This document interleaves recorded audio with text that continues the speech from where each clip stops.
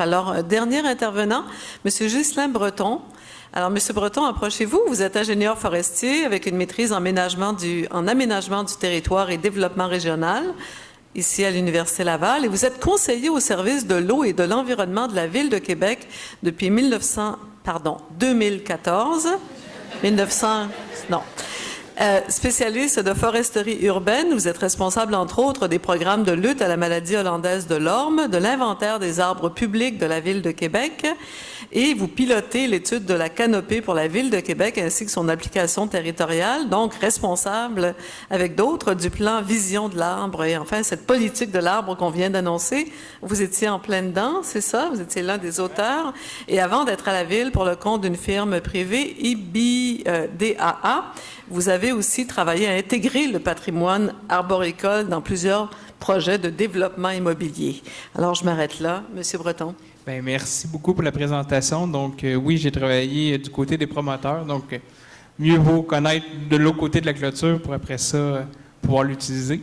Donc, aujourd'hui, ma conférence va se porter plus le côté municipal de la foresterie urbaine. Donc, vous avez le côté ville. Donc, je vais prendre quelques temps pour vous présenter un peu c'est quoi pour une ville la foresterie urbaine. Donc, quelqu'un qui vit de plein fouet là, la forêt urbaine. Donc, actuellement, sur le territoire de la Ville de Québec, on a 104 000 arbres publics inventoriés. C'est des arbres de gros calibre, là.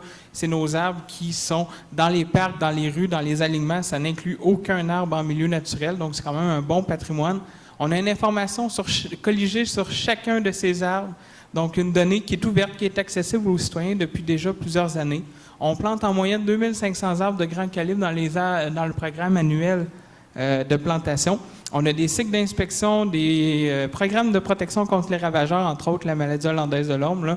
C'est l'arbre emblème de la Ville de Québec depuis 1990. Donc, nos pratiques à la Ville de Québec, on plante beaucoup d'arbres depuis plusieurs années. On les entretient, surtout dans les nouvelles rues, dans les anciennes rues. On fait beaucoup de remplacement des arbres. On a beaucoup de projets d'aménagement, donc conjoints au moment de réflexion de rue.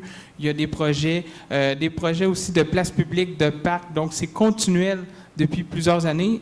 On les diffuse de plus en plus. On distribue aussi 2000 arbres à chaque année là, aux citoyens. C'était en fin de semaine passée. Il y a un autre côté de la foresterie urbaine qui est un peu moins connu, mais une fois qu'on a planté ces arbres, pour les entretenir, c'est très important, là, la gestion du patrimoine arboricole. Chez nous, c'est des cycles d'inspection qui sont sur 5 ans. Donc, développer des charpentières, des arbres qui sont super solides pour permettre là, de garder ces arbres le plus longtemps possible sur le territoire et aussi pour une question de sécurité. Là. Donc, la forêt urbaine, ça se résume, comme on le dit bien, oui à l'environnement, mais aussi aux gens qui circulent à proximité. Donc, ça fait partie de la ville, ça fait partie de son ADN d'avoir des arbres à l'intérieur. Donc, il faut quand même bien les protéger. Aussi, on a un important service là, qui est de support et d'expertise auprès des autres services lors des projets de réflexion de rue. Parce que l'arbre urbain, vous le savez, il y a beaucoup de contraintes, il y a beaucoup de défis de préservation, mais il y a aussi souvent des égouts, des aqueducs qui sont désuets, qu'il faut refaire. Donc, comment qu'on fait pour maintenir ce patrimoine en place? Donc, c'est une partie de nos mandats là, à chaque année. Le contrôle des insectes et maladies, donc la préservation de la canopée est très important. Chez nous, à Québec, pour l'instant, on n'a pas la grille du frein. Donc, on sait qu'on va l'avoir un jour. Fait qu'on est déjà en processus là, de trouver des manières de protéger les arbres existants, de remplacer aussi certains freins là, de manière proactive, puis on assure une veille. Les stratégies pour les milieux naturels, on en a plus ou moins parlé, mais j'aimerais bien l'introduire parce que c'est une stratégie qui est très importante dans les milieux urbanisés. De pouvoir conserver des trames urbaines, de milieux naturels à l'intérieur de la trame urbaine. À Québec, il y en a plusieurs. C'est une stratégie qui existe depuis plusieurs années. Donc, c'est une protection et une mise en valeur des milieux naturels, la conservation, puis des programmes d'entretien. Puis, ce qu'on veut faire, dans le fond, puis ce qu'on fait depuis plusieurs années, on a produit un guide. Même si les milieux naturels ne nous appartiennent pas tous, on a publié un guide d'information sur l'ensemble des milieux naturels sur notre territoire, autant public que privé. Donc, de déjà au moins les diffuser, ça les fait connaître, même s'ils sont privés. C'est une partie là, de nos stratégies. Vous avez tous vu ou du moins entendu parler la grande nouvelle là, qu'on a sortie dans les dernières jour. Notre nouvelle vision Place aux arbres 2015-2025. Donc, je vais prendre plus de temps sur cette portion que je trouve très importante. Place aux arbres, c'est 3 grands objectifs. Reconnaître la valeur des arbres en milieu urbain, tenir compte des arbres dans la planification et la conception de tout projet, fournir l'espace approprié aux arbres pour leur croissance. Donc, notre plan Vision a intégré, comme la plupart des villes en Amérique du Nord, l'indice de canopée. Donc, actuellement, la Ville de Québec a une couverture arborescente de 32 % sur son territoire à l'intérieur du périmètre urbain et sa cible sur 10 ans, c'est de l'augmenter à 35 %. Donc, c'est important cette diapo-là parce que Québec actuellement a une importante couronne forestière sur son propre territoire, donc à l'intérieur des limites de la Ville de Québec. C'est ce qu'on a exclu de notre étude de canopée pour parler de forêt urbaine. Donc, ce que vous voyez dans notre graphique, c'est qu'à l'intérieur du périmètre d'urbanisation, la cime des arbres recouvre 32 % du territoire. Mais si on inclut la couronne forestière de la Ville de Québec, c'est 54 % du territoire. Donc ça, c'est une donnée qui est quand même assez importante parce que cette couronne-là, là, je ne peux pas pointer. Est-ce que vous voyez? Bon, c'est ça. Vous voyez, on a pris l'exemple de Beauport parce que c'est assez flagrant, excusez-moi. 26 % du territoire de Beauport à l'intérieur du périmètre urbain est recouvert d'arbres, mais quand on inclut la couronne forestière, on augmente à 55 %. Donc, c'est pour ça qu'on a voulu distancer les deux chiffres, parce que la couronne forestière, c'est pas là où les gens vivent, c'est là aussi qui est à l'extérieur du périmètre d'urbanisation, donc qui actuellement n'est pas voué à une certaine... Donc, c'est vraiment un chiffre très, très, très intéressant. Et ce que vous voyez, bien, la cité Limoilou, le centre-ville de Québec, c'est 17 % là, de couverture. Donc, aux fins de comparaison, dans le fond, la canopée, là, ça nous permet de nous comparer aux autres villes. On vous l'a ramené. Excusez-moi, j'ai de la misère avec mon micro aujourd'hui.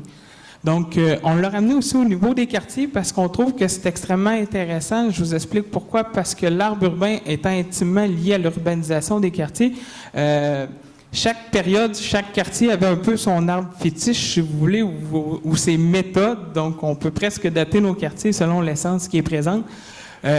On a aussi développé des stratégies qui vont être différentes selon les quartiers. Je vous donne un exemple. Le quartier Beau-Royal, qui a une canopée de 37 %, donc qui est déjà très bien pourvu en végétation. Les 2 stratégies prioritaires pour ce quartier vont être la protection des arbres en place, mais de tout de suite penser à la plantation pour pouvoir recréer une deuxième forêt sous couvert pour qu'au moment où les premiers vont être retirés ou ainsi de suite, de maintenir notre indice élevé. Tandis qu'à l'inverse, dans des quartiers comme Saint-Rodrigue, à 14 % qui sont extrêmement minérales, bien, la stratégie est différente. Ça veut dire que je n'ai pas le choix de déminéraliser pour pouvoir augmenter mon indice de canopée tout en plantant et bien sûr en conservant. Fait que vous voyez, on adapte vraiment nos stratégies selon les quartiers. Je vous donne un exemple beaucoup plus détaillé parce que nos études ont été quand même poussées. Ça a pris un petit peu de temps, mais on en arrive à avoir une étude là, extrêmement poussée. Vous avez le quartier Vanier, là, une banlieue typique là, des années 50, dans la partie sud. Vous voyez la rue en haut que je vous ai mis, là. C'est une rue typique du sud de Vanier, là, des rues 16 mètres de large en asphalte. Quand même bien que demain matin, je voudrais venir planter des arbres pour créer une forêt urbaine. Je ne peux pas. Par contre, si je déminéralise, donc en ramenant ces rues à 11 mètres, là, 11 mètres dans le terme jargon transport, urbanisme, et ainsi de suite, ça permet de conserver du stationnement de chaque côté de la rue, de faire aucun changement à l'usage de la rue. Mais on vient de gagner 5 mètres de verdure qui pourrait être installée là, seulement au moment de la réflexion de la rue. Ce que vous voyez, c'est des stratégies qu'on est en train d'élaborer. La partie qui est ici dans nos emprises municipales, seulement chez nous, dans ce qui nous appartient, parce qu'on a hérité de la fusion de 13 municipalités. Ce que vous voyez en mauve, c'est nos études qui permettent de venir dire, c'est tous des sites potentiels à la grandeur de la ville où on pourrait venir planter des arbres. Je vous ai mis la vue Google Street View. Vous voyez que c'est vraiment une rue là, que demain matin, il suffit seulement de passer puis venir planter des arbres. Donc, on est dans ce qu'on appelle le mou communément chez nous. Donc, on est en train de compléter ces analyses-là. C'est super intéressant pour créer de la canopée puis de la forêt urbaine, là. Donc, il y a beaucoup de quartiers, beaucoup de gens qui actuellement pourraient bénéficier d'un arbre. Donc, on est rendu à cette étape-là. Je vous présente l'autre extrême, c'est le quartier Saint-Jean-Baptiste. Une chaussée de 6 mètres de large, des trottoirs d'1,5 mètre à coller sur des façades, quand même bien que demain matin, je voudrais venir planter un arbre. La seule solution, c'est soit je retire du stationnement ou que je détruis des bâtiments ou ainsi de suite. Ce qu'on en a voulu privilégier, puis je vous l'ai encerclé, c'est qu'actuellement, il ne me reste que 7 sites potentiels. Ceux-là qui connaissent Québec, Honoré-Mercier, là, le petit terre-plein quand vous descendez à la côte, c'est le seul endroit que je suis en gazon pour venir planter un arbre dans Saint-Jean-Baptiste. Par contre, il ne faut pas être défaitiste. Au contraire, il y a beaucoup de délaissés urbains qui ont été minéralisés avec les époques, qu'on pourrait déminéraliser et en amener une meilleure stratégie. D'ailleurs, oui, c'est ça. Ici, il y a l'îlot Irving qui est en construction actuellement. Il y a une certaine, je ne veux pas utiliser bretelle d'autoroute, là, mais c'est une voie d'accès asphaltée qui pourrait être complètement déminéralisée et ramenée. Fait que vous voyez, des stratégies dans Saint-Jean-Baptiste, c'est des niveaux différents. Donc, c'est de réutiliser des délaissés urbains pour venir y implanter de la verdure. Et l'autre chose qui est particulière, c'est que la verdure qui est dans les cours arrière à Saint-Jean-Baptiste est due d'un programme municipal de l'époque. C'était pas le but, c'était pas nécessairement de reverdir, mais c'était d'améliorer le cadre bâti. C'était souvent des vieux cabanons, des zones minérales. Donc, il y a beaucoup de verdure qui est apparue suite à ces programmes-là. À l'inverse aussi, je vous présente notre vision. Notre vision a été consultée en ligne actuellement, la cible là, de 35 % qu'on a choisie. C'est une cible que 81 % des répondants ont trouvé et ont jugé correcte. Tantôt, je l'ai passé vite, mais pour vous donner une idée de territoire, 3 % d'augmentation de la canopée dans la ville de Québec sur 10 ans, c'est l'équivalent de 730 hectares de plantation supplémentaire ou de croissance de la cime des arbres, ce qui correspond à environ 1350 terrains de football américain. Fait que vous voyez, c'est un défi qui est ambitieux, mais il y a beaucoup de stratégies, il y a beaucoup d'éléments qui peuvent être utilisés pour pouvoir venir insérer de la verdure, et on a d'importants corridors milieux naturels qui sont existants. Donc, pour moi, je vous dirais qu'aujourd'hui, avec la vision qu'on a eue dans les derniers jours, je vous dirais que la foresterie urbaine, c'est pas un luxe, c'est pas une nécessité, c'est vraiment quelque chose qui est intimement lié au quartier, à la vie, aux gens, et c'est extrêmement important là, qu'on conserve le tout. D'ailleurs, je vous présente, ça a été présenté, mais c'est intéressant, donc nos actions qui sont prévues dans les prochaines années.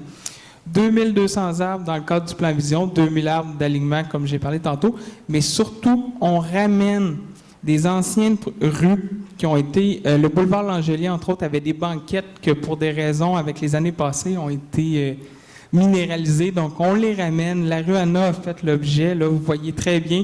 On réussit à récupérer avec des stratégies d'à peu près 1 % de stationnement. On peut ramener sur une rue là, beaucoup d'arbres. Dans ce cas-là, c'est 19 arbres. On déminéralise de plus en plus des terre-pleins qui ont été minéralisés pour des questions d'entretien.